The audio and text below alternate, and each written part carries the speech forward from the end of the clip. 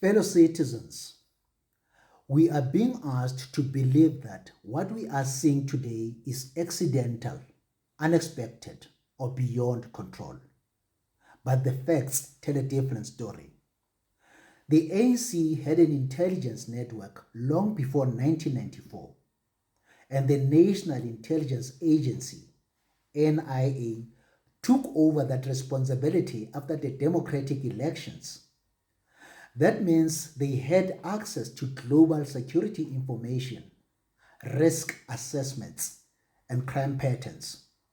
So, the question is simple. How did they miss something so widely known?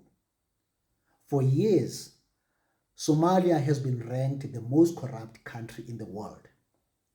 Since 1991, Somalian pirate networks have terrorized international waters, not just locally, but across the Indian Ocean, the Red Sea, and the Gulf of Aden. This was not hidden activity.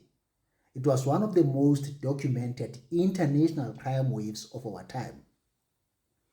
Between 2005 and 2012, Somalia piracy reached alarming levels. Over 149 ships were hijacked. Over 3,700 crew members were taken hostage. Over 125 people from different nationalities were held for ransom, some for as long as 3 years. At its peak, this criminal enterprise cost the global economy up to 18 billion US dollars annually. In 2010 and 2011 alone, there were 237 attacks. This was not small-scale crime. This was organized, strategic, and ruthless.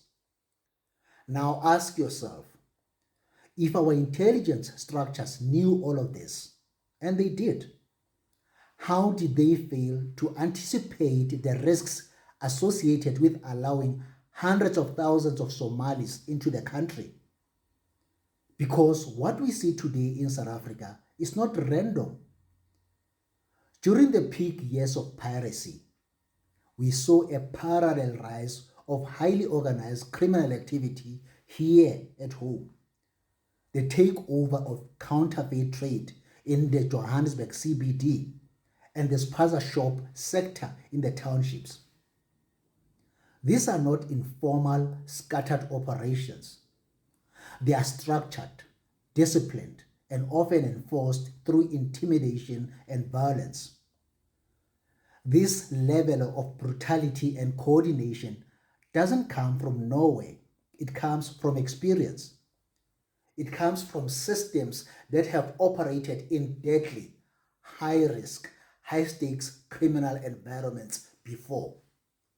Fact is, this is not about ordinary people trying to survive. It's about organized criminal networks that exploit weak systems and a government that failed to act when it had the information to do so. And now, piracy is resurging again. Attacks are increasing. 3 vessels have been hijacked off the coast of Somalia in the past week. During the same period, Somalian criminals networks intensified their violent operations in Gauteng.